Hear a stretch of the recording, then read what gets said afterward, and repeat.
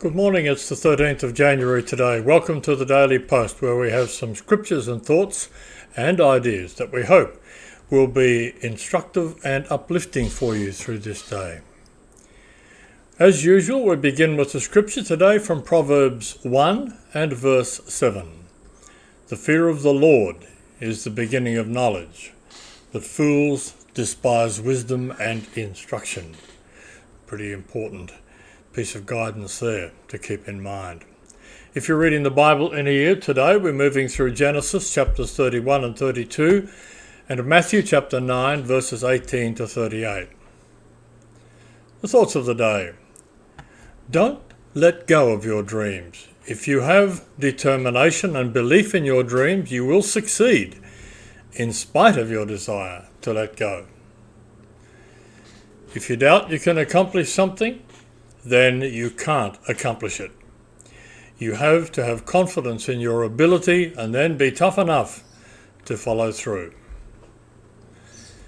The difference between the impossible and the possible lies in a person's determination.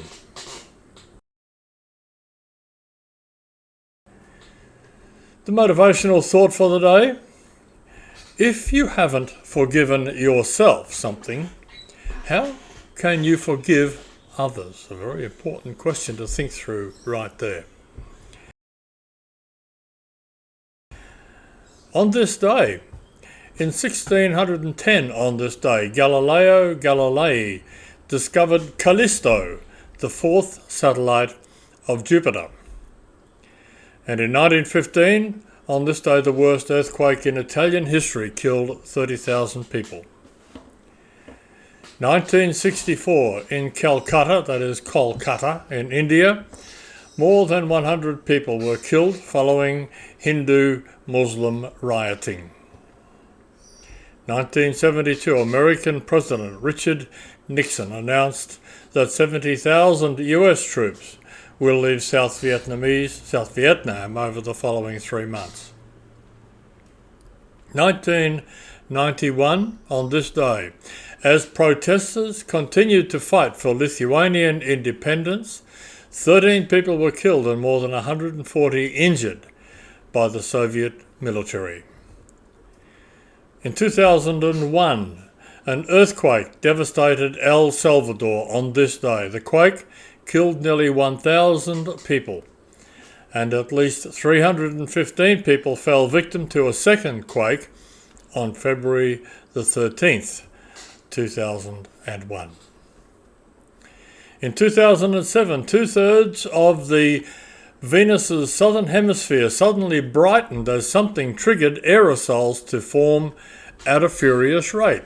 In 2012, on this day, or at night at least, the cruise ship Costa Concordia sank, killing 32 people. The ship's captain was later accused of imprudence, negligence, and incompetence. In 2021, the world's oldest known cave painting of an animal, a pig, 45,000 years old, that's the painting, not the pig, was discovered in Liang Tedong Cave in the island of Sulawesi in Indonesia. The personal story of the day: the choice is always yours. On December the 5th, 2002, the headlines announced Ring of Fire encircles Sydney. A firestorm was raging outside the Australian city. Many people feared that this bushfire or wildfire would prove to be Sydney's worst in decades. Fanned by strong winds, high temperatures and low humidity, the fire jumped across roads and rivers, consuming everything in its path. When we think about the destructive power of that kind of inferno, which is very frightening to see, we gain a better understanding of the startling words of Hebrew 12, verse 29. Our God is a consuming fire. Why did the author of Hebrews use such graphic imagery to describe the Lord? In his letter, he was dealing with spiritual life and death issues, what his readers believed, and the reality of their faith. Their response would reveal whether they were investing their lives in the kingdom that will last forever or in one destined for destruction. We too need to remember that this world and all we possess are only temporary. Our faith and hope are in the power of Jesus Christ. We are part of a kingdom that cannot be destroyed. See verse 28. Knowing that our days on earth are numbered, and that our God is a consuming fire, let us serve him by saving and preserving lives and investing in things that are imperishable. Very demanding and thought-provoking ideas to consider. The devotional thoughts of the day. The first, on being equal, and the scripture from Deuteronomy chapter 10 and verse 19 with references from James 2 verses 1 to 4 and Deuteronomy chapter 10 verses 14 to 20. Love ye therefore the stranger, for ye were strangers in the land of Egypt. As debates about higher education in Australia have intensified, from the rising cost of tuition to affirmative action to the relevance for jobs, admissions at committees at universities have faced greater scrutiny. Several elite universities have admitted that they give preferential treatment to applicants from wealthy families for two main reasons. Not only can their parents afford to pay the entire tuition bill, but they might also be courted as major donors to the university later in life. In our verses today, James makes clear that this type of preferential treatment should never exist in the church. If we are to live wisely and please God, we cannot be characterized by discrimination on the basis of wealth. It may appear from the chapter break that James is changing topics, but actually he is continuing his themes from chapter 1. Submitting ourselves to God's desire is the path to life and blessing. We've already looked at his examples of anger and our tongues. Now we see another instance of how we should be controlled by God's desire, the way that we treat both rich and poor people. At first glance, James' instruction may seem rather easy to follow, but when we are honest about our natural tendencies and preferences, we must admit that it is easier to go to church with people who look like us and who won't embarrass our sensibilities.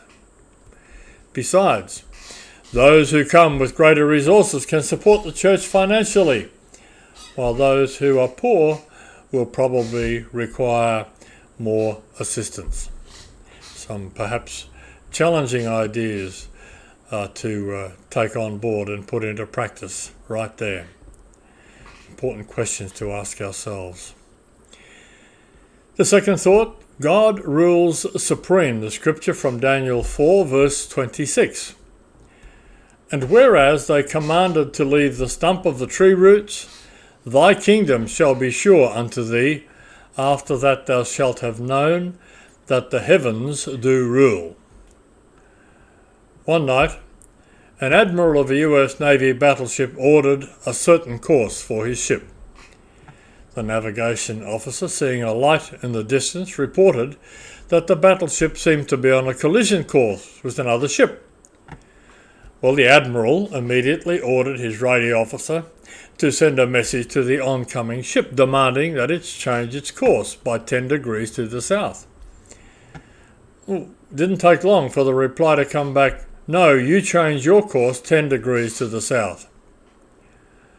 After two more unsuccessful exchanges, the admiral, now quite furious, came thundering into the radio control room, grabbed the microphone and bellowed into it, change your course, I am a battleship. After a brief moment of silence, the even-tempered reply came back, "Change your course. I am a lighthouse."